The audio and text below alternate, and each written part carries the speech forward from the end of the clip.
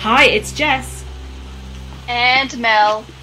And welcome to more of Mel Reads The Cursed Child. I know, I feel like we need like a musical theme song. Like after having said that. Oh, I can add one in. We've got a song that plays beforehand. Yeah, I know, but like something a bit more jazzy. I don't know, play a tune.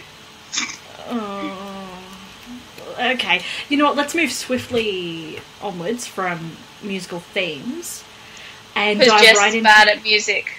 I'm the best at music, but we'll dive right into your favourite reading material. No joke, ladies and gentlemen, she loves it. She's enjoying it. She relishes every moment that she gets to spend with the Cursed Child. Every moment. It ruined my Voldemort day. Yes, ideal. Everything ruins my Voldemort day. Oh, man, even Voldemort ruins my Voldemort day. No, Voldemort improves my Voldemort day. You're missing out on the point of Voldemort day. You put up your Volder tree, put your Voldemort on top, or Snape, so you're hoping that Voldemort day is Christmas. Look, I mean, I'm kind of hoping every day is Christmas. Nah. Hate Christmas, I'm the Grinch. Oh, well, I'm the best, and I love Christmas. But shall we continue with part 2, Act 3, Scene 1? You know, I guess we should, and I was eagerly anticipating this, as I said in our last one. It's the best part, and, you know, yeah. So this is as good as it gets? Oh, for me, certainly. But for other people, the real highlight's coming at the end. Do they all die? You know, I can't really say. That's... tragic? I'm just thinking everybody dies. It'll be great. It just all turns out to be a dream. Harry wakes up in the closet under the stairs. No, he wakes up in the hospital wing after a Quidditch match that we just never heard about where he got super concussed. Do we hear about all the Quidditch matches? No, we don't. We definitely don't, actually. And also training.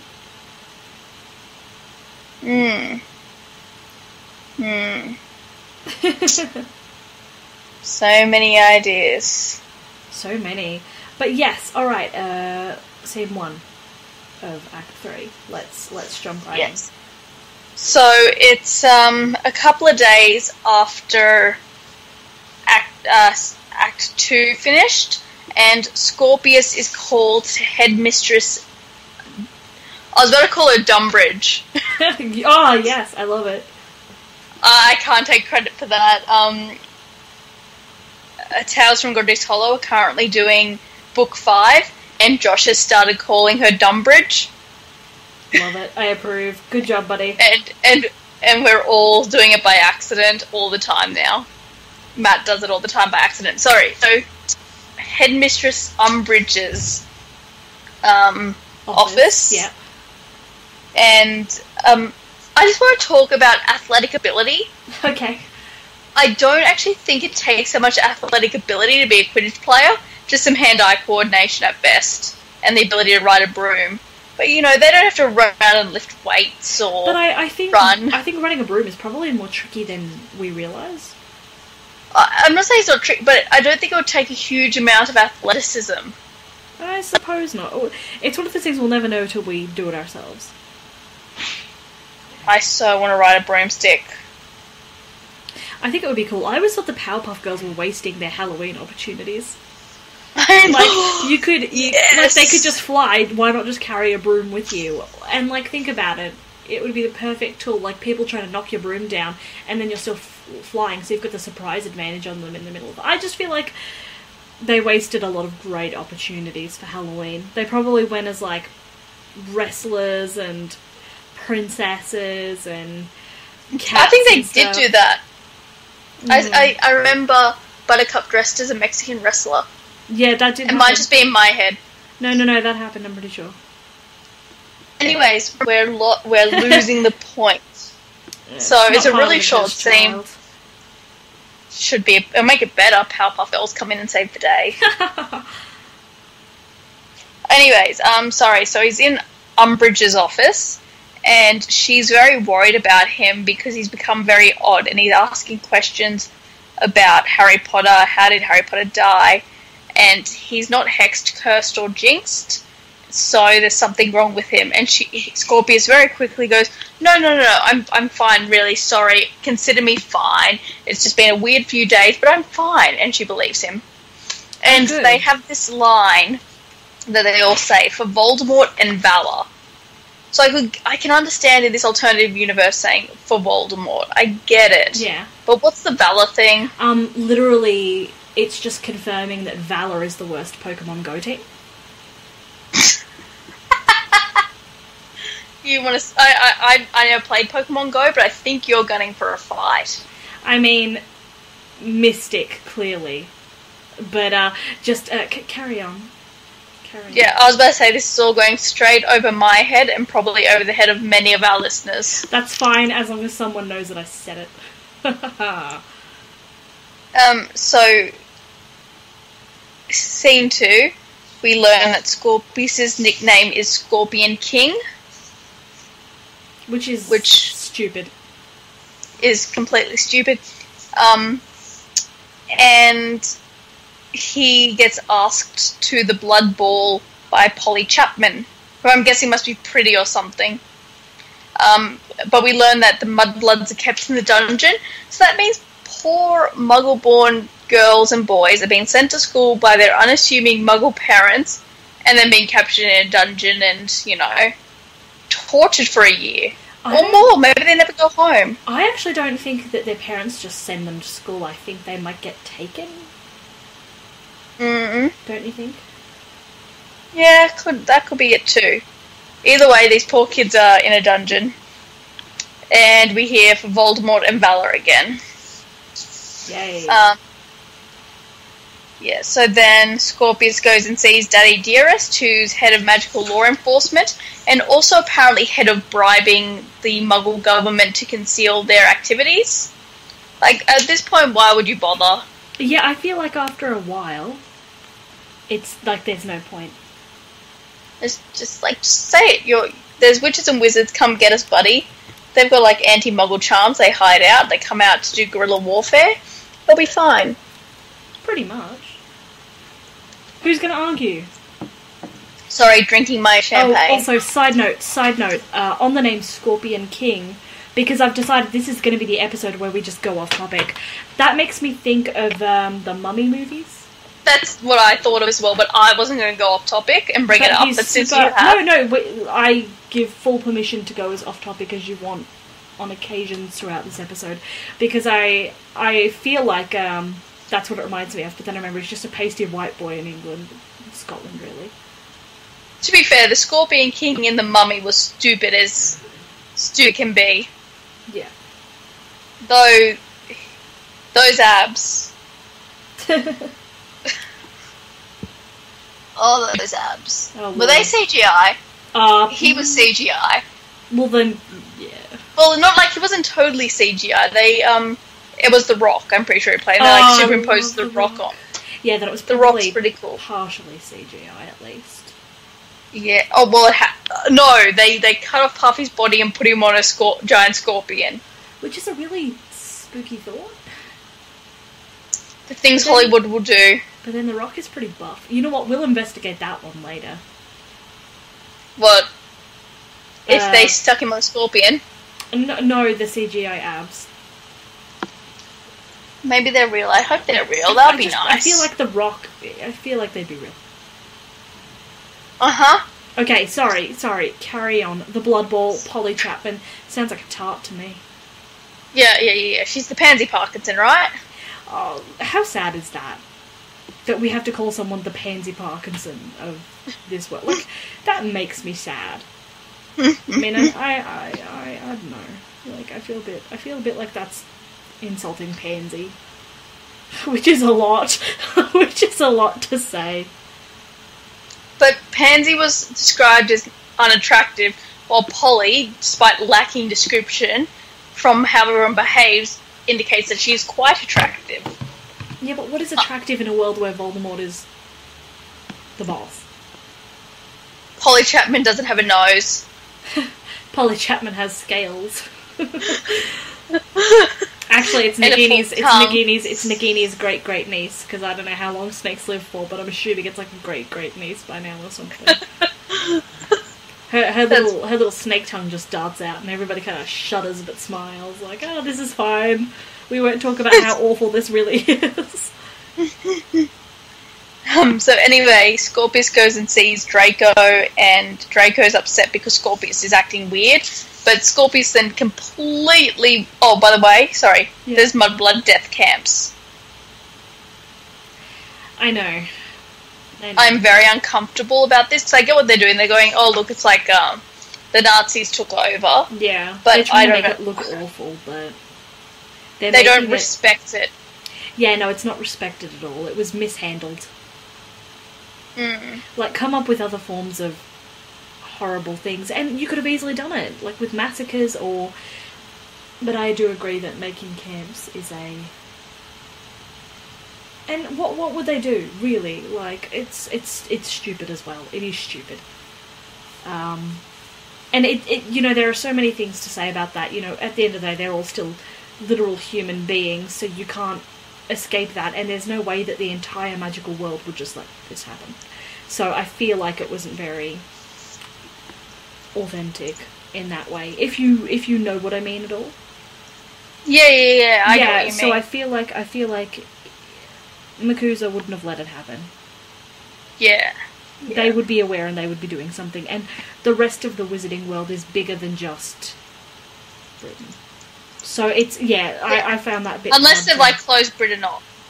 Even then, they would figure out a way to get in. Absolutely. Like, it's not hard. No.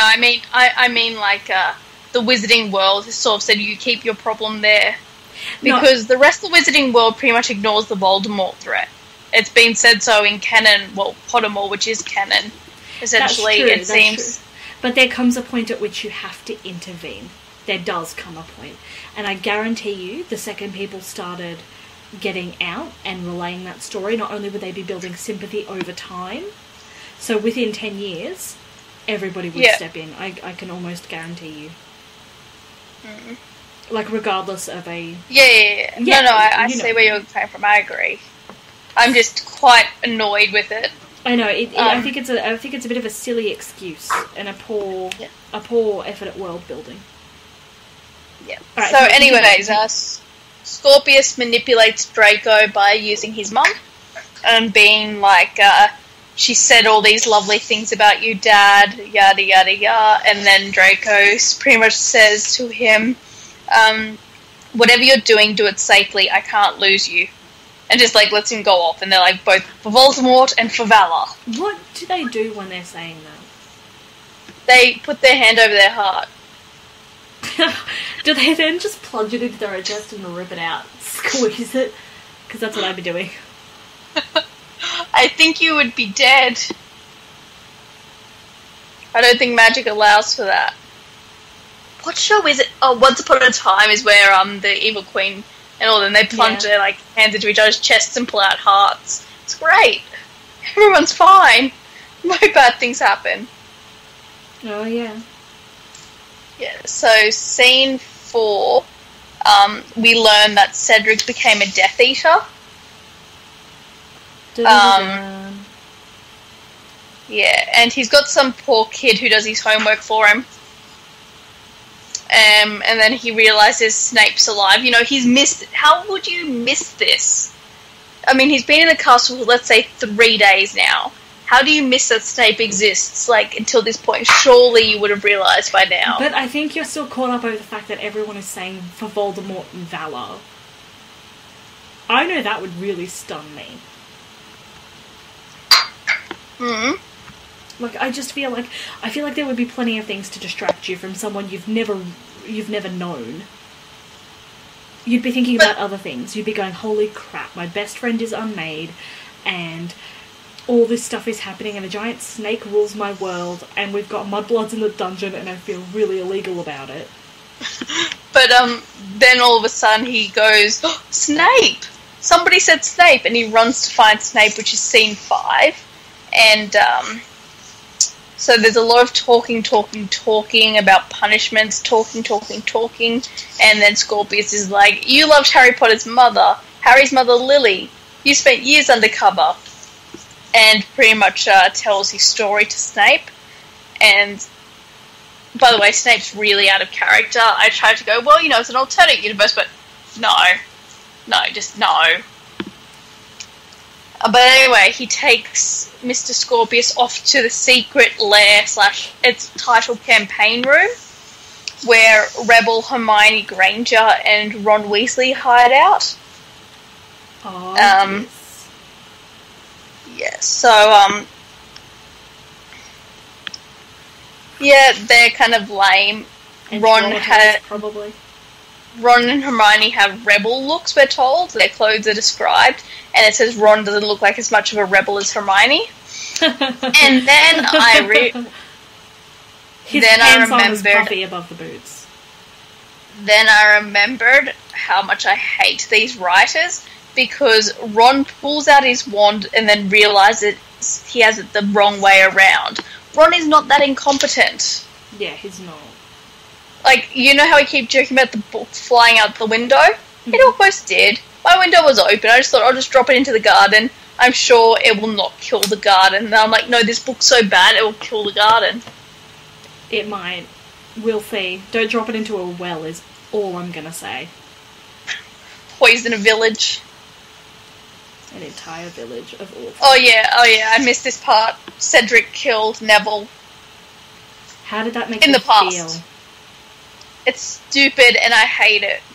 How do you feel about Neville being gone? Poor Neville. Yeah, but right? who would want to live in this universe?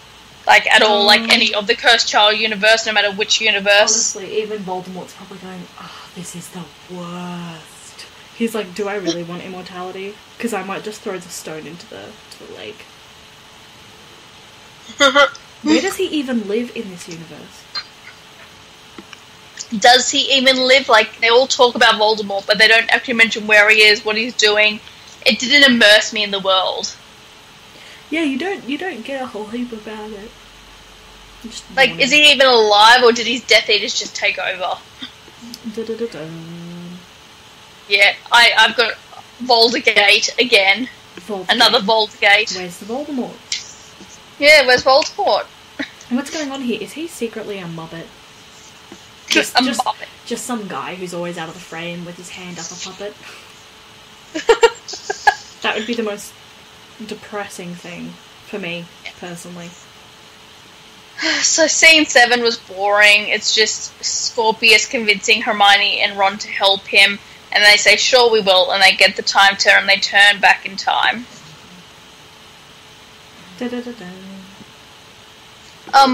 Oh, sorry. No, I did miss one thing. They went back in time and, oh no, wait, which one did they? No, it was the first task. Never mind, I did miss something. I'm so bored, I got myself confused going, they fixed the second task, then the first? No, they fixed the first, then the second task. So, they very easily fixed the first task.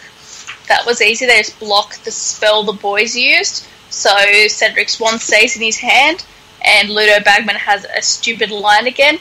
A dog. He's transfigured a stone into a dog. A dog diggity, Cedric Diggory, you're a doggy dynamo. Oh, Lord. But just by the way, this book was like, I had to hold on really tight so it didn't fly out a window today. Everybody just hold hands for a second and put your head down, and I want us all to pray that the writers just stop. Well, they don't stop. It's got like another act to go, doesn't it? Yeah, but just in case they ever think about writing again. Oh, yeah. No more writing for you guys. You're banned. Yep. Write better. Go back to fanfiction.net and archive our own and just practice a little longer, please, and then write your own works. Don't sully the good Bible name of my youth. Yep. So, scene 9, they return to the present and they're above ground. Oh. Wait, I think I need to make a disclaimer for this, don't I? I said it was scenes 1 to 8 last time, but then it was my bad and I realised I actually meant scene 9 as well. So that's my bad, everybody. So I got Mel to do the scene 9 just before we started recording. It was scene 9, wasn't it? Yeah. Yeah. So that's my bad. It was relevant to everything else, and it ends it where I wanted it to end. For continuity, among many other things. We'll forgive Jess this time. Hello. Just don't stuff up again. I'll do what I want. You're not my real mum. I'm not your mum at all. Oh. Well, then I've been very, very confused about your role in my life. In that case, I'm not going to bed at 10 p.m. I'll go to bed when I feel like it. Okay, but you'll be grumpy in the morning. I'm always grumpy in the morning. I'm not a morning person. You're not. You're really not. I imagine Voldemort's not a morning person. Voldemort's not an anytime person. I imagine he's a strong midday person like me. We're good. I imagine he's just of 12 to 2. That's it. I imagine he's nocturnal. Like a bat. No, I think he'd be really bad after like 8 p.m. So he's good from 12 to 8 p.m. No, he's good from 12 to 2 and that's it. But he's bad after 8. He's like, I'm done. I'm so tired. This is done. So he's good. How do you take over the world when you're only good for 2 hours a day? I think he's great at delegating. Look at it. Take over the world while I nap. He's like, you do this, you do that, you do this. Now I'm going to do this for half an hour, and now it's time for dinner and sleep. Done. Sorry, going off topic completely because this is cool. I had a glass of champagne filled with fruit. The champagne and most of the fruit is now gone. There is a single blueberry, and when I swirl the glass, it rolls around like Science Man. Like around the edges and in weird like configurations. Nice. You should investigate. There's no science in the wizarding world. That makes me sad. But in the wizarding world, I wouldn't even have to turn the glass. I'd just look at it and this would happen. I mean, there are sciences in the wizarding world. They're just not. Yeah, actually, Voldemort doesn't believe in science. In Voldemort's universe, there is none. No, I assume there would be some form of science still. It just wouldn't be the science we recognise in the Muggle world. No, I mean he got rid of magical science. No. He's like a creationist wizard. I don't think he's a creationist wizard. I think he would be creationist in some forms, but I think he would allow for magical sciences. Shall we finish scene 9 so I can end my torture for another week? Yeah. So the Dementors are turning up. Hermione's like, they're after me, not after you. Run. The boy's our best chance. Think of our future. Like, think of the better world we'll live in. And Ron refuses to leave, so Scorpius and Snape just GTFO. Leaving Ron and Hermione to have the big romantic death scene unified together. I felt like I was meant to feel something. Yeah. And I felt nothing. I was like, cool story, bro. Yeah, it kind of came across that way when I read it. But I think actually on stage it would be very different. I imagine there would be like accompanying music and lighting that would make the scene as well. Oh yeah, I'm sure. It would be like We really should just get everybody together to act it out.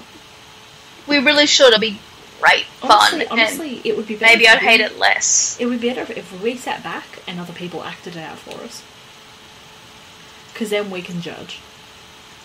Oh, can I have wine? Yes. You may spectate with wine. Okay, so, listeners, we need you all to come to Australia, pay for your own tickets, find your own accommodation, and you can perform the play for us. It'll be a great honour to you and your families. Dishonour on you, dishonour on your family, dishonour on your cow. It's a pretty cow. Yeah, I quite like cows, they're lovely. Yeah. Anyway, so just before they die, Hermione's like, kiss me.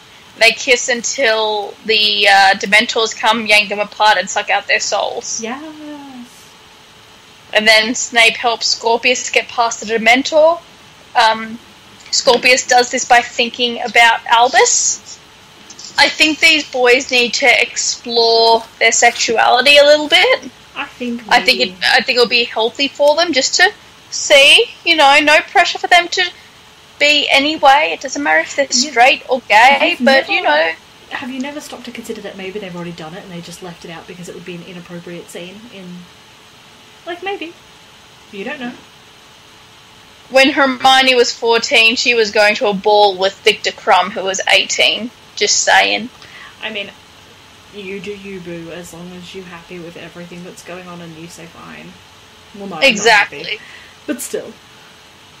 Exactly. It's just look, I just think it'll be healthy for the boys to think and consider life and what it could mean for them. I'm just looking at how they've displayed themselves. Perhaps I'm wrong, but there is a lot of feelings going on. And I've never seen a 14-year-old boy express so much feeling about another 14-year-old boy. Bless. Anyways, so they get past the Dementors only to meet Professor Dolores Umbridge. And she's like, the Dementors got Hermione, and Snape's like, great. And then she's like, but Hermione was with you. And he kind of tries to talk his way out of it, doesn't work. And so they have a duel. Apparently, Dolores Umbridge opens her arms wide, full of dark magic. How do you show someone's full of dark magic? All I can imagine, though, is them doing, Lord of the Rings, the Galadriel, where she's, like, in negative. Yeah. That's what I imagine for Umbridge. No, it's all lighting. I swear, it's all lighting. I want to know how they do Patronuses actually on stage. That's what I kept wondering while watching. Reading. Someone in a white morph suit just comes running through impersonating whatever animal law. Oh god, that would take you out of the scene so quickly. That would crack me up. I know, that's what I'm saying. It's just like big, powerful, dramatic scene, person in morph suit. My Patronus would be a giraffe, and it would just canter on through.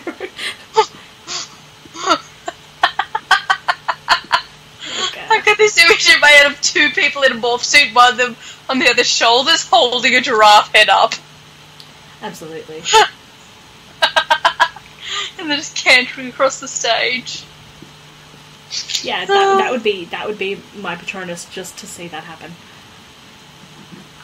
That's fantastic. But yes. Anyways, so Snape and Umbridge duel, and Snape wins. Yeah, Snape wins, and then all these Dementors come. So Snape pulls out his Patronus, casts his Patronus, whatever. And he says what I think is like a really, really bad line, because Snape would never say this. Tell Albus Severus, I'm proud. He carries my name. Oh, now go! Yeah, that's so dumb. We so need to do the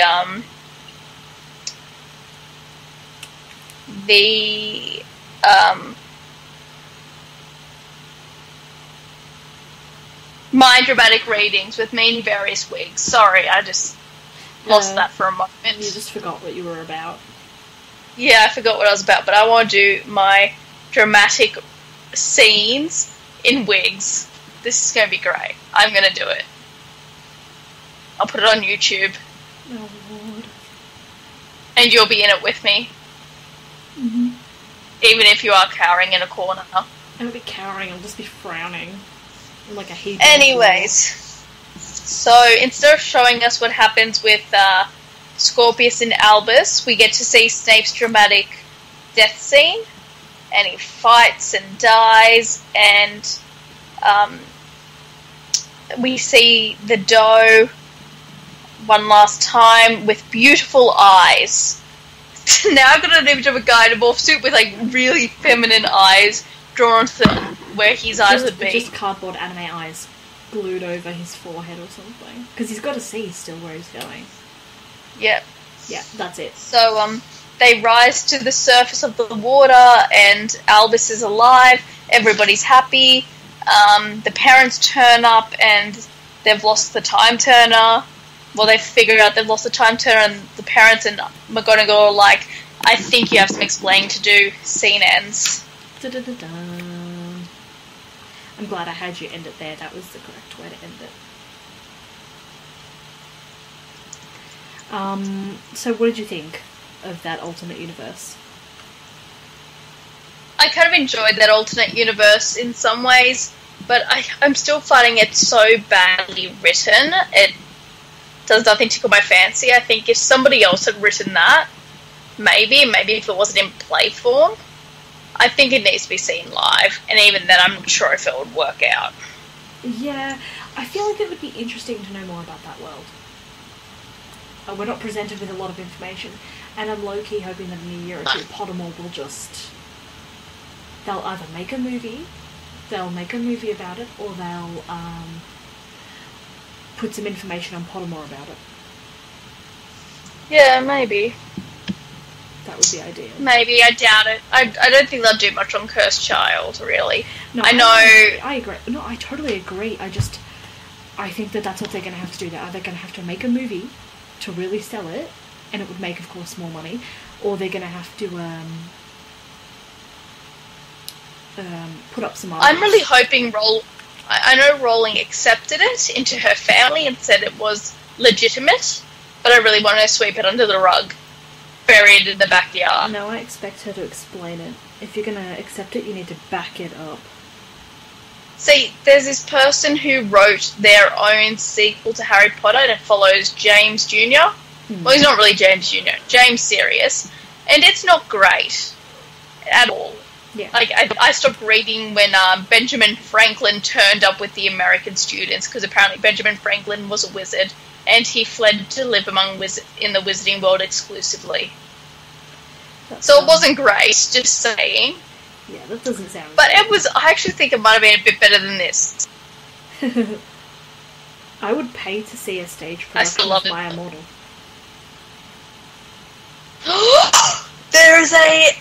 There's somebody who did, they only got a few chapters in, but they actually did Reading. No, they did it as episodes, like it was a TV show. Oh yeah, that's right. And the sex scene is they've got a straw and then the top of a McDonald's cup, and they're putting the straw. Gross. That's funny. It was great. I'll have to find it and share it. Yeah, like I feel like that would still be a better stage performance, like given the same budget as Cursed Child.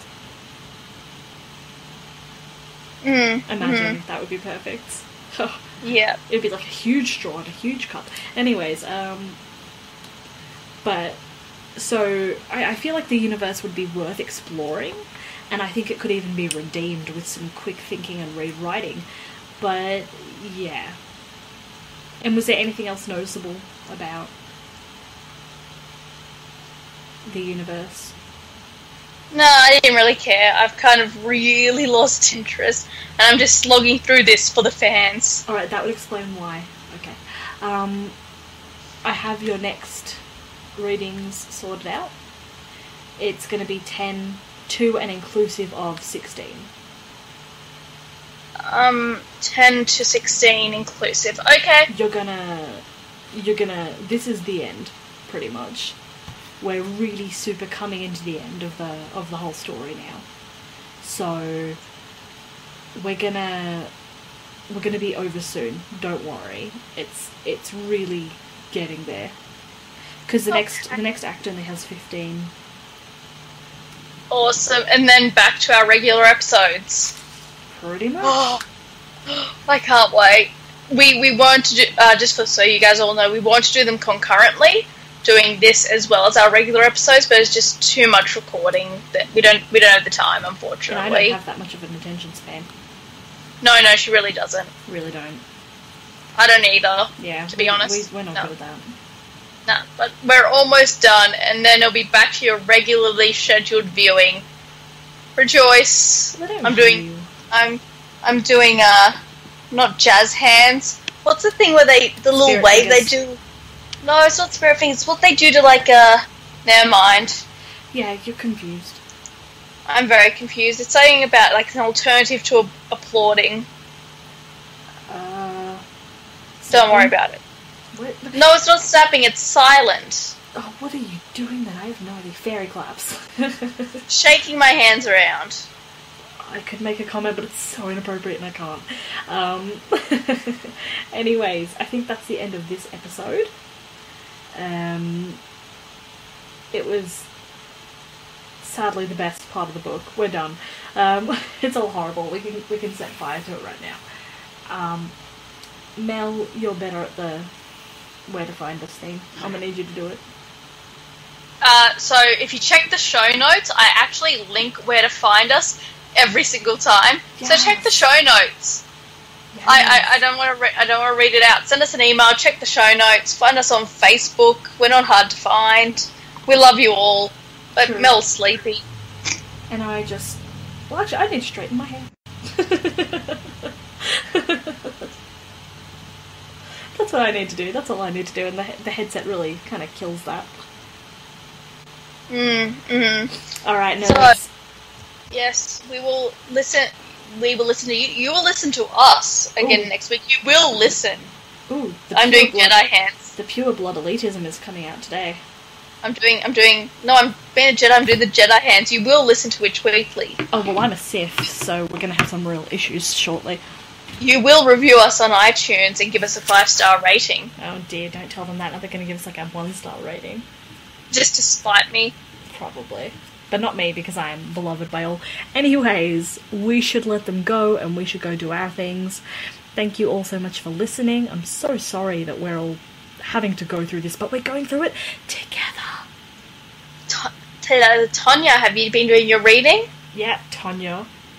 Yeah. You can't see it, but I'm doing the disapproving eyes and raising my eyebrows. Yeah, that's right. Read. Mel. It's good for you. Yes. You know what's happening right now? Tonya's ruining my Voldemort day by not reading. Oh, Tonya, don't ruin Voldemort Day. Voldemort Day only comes once every poorly written sequel. Just, come on. Every day's Voldemort Day when you're with Jess. Yeah, true. Ooh. I'm pretty poorly written. Anyways, alright. We'll love you and leave you. Catch you later, nerds. Bye. Bye.